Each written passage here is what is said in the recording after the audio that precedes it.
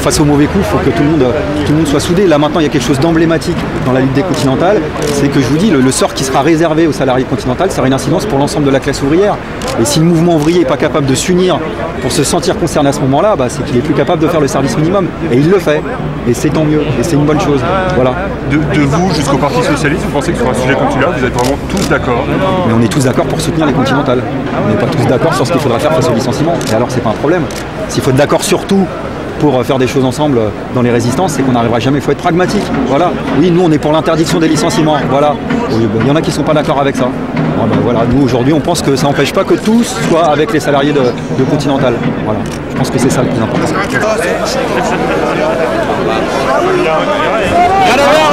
On vient de faire un cadeau. C'est les camarades du Pascal Paoli des Corses. Il est venu de Corse pour nous soutenir. Alors Mosconi, merci à lui. Malgré le froid et les intempéries, vous êtes là parce que vous êtes conscient que ce combat contre les répressions anti-ouvrières est le vôtre, comme il a été celui des 1120 travailleurs de Continental depuis bientôt 7 mois. Tout le monde sait que le prétendu saccage de la sous-préfecture est une fable qui se résume à quelque chose, à quelques papiers passés par la fenêtre. Quand le gouvernement et l'État osent dire qu'ils ne veulent pas laisser les charges indues à la population, ils se payent véritablement la tête de tout le monde. L'État, en acceptant le désastre social et économique de la fermeture de l'usine de Clairoy, va provoquer une perte de plus de 500 millions d'euros pour les finances publiques, tant nationales que locales. Et cela sans compter les conséquences sur tous nos sous-traitants. Alors, si on s'acharne sur nous, c'est bien par vengeance sociale et pour envoyer un message à toute la classe ouvrière.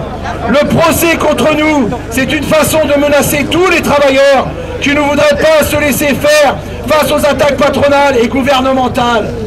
Mais je vous le dis et vous le répète, ils n'arriveront pas à nous faire baisser la tête. Je ne sais pas ce qui sortira de ce procès. Ce sont les juges de la cour d'appel qui auront la réponse.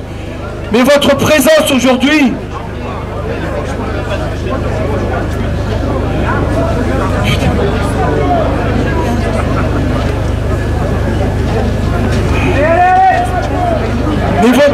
mais votre présence aujourd'hui,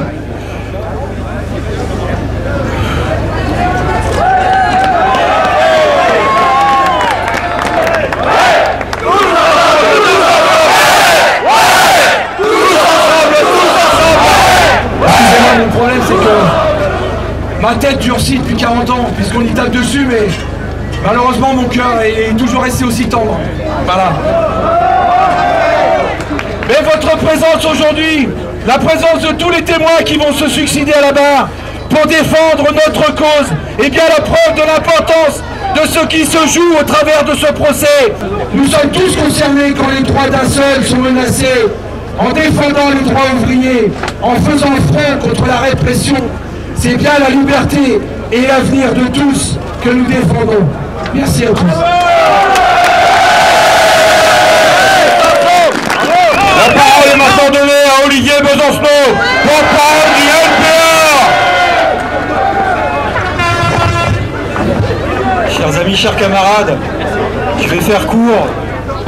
C'est avec le cœur plutôt lourd et plutôt noir que je m'adresse à vous aujourd'hui, parce que il y a un ami, un camarade, un communiste, un révolutionnaire, comme beaucoup d'entre nous, qui croyait en la lutte de classe, qui croyait en l'émancipation de la classe ouvrière, du monde du travail, au changement de société, qui est un ami et camarade, qui s'appelait Daniel Ben Saïd et qui est parti hier. Et je crois que le meilleur moyen de célébrer, pour moi, sa mémoire, c'était de rappeler devant vous, lui qui aimait citer Marx, cette idée forte chez Marx, c'est que quand les capitalistes, les exploiteurs, retirent à la majorité de la population tout ce qu'on a gagné, tout ce que nos anciens ont arraché, les acquis sociaux, les salaires, les emplois, il nous reste une chose, notre fierté, notre dignité. Et avec ça, on peut déplacer des montagnes.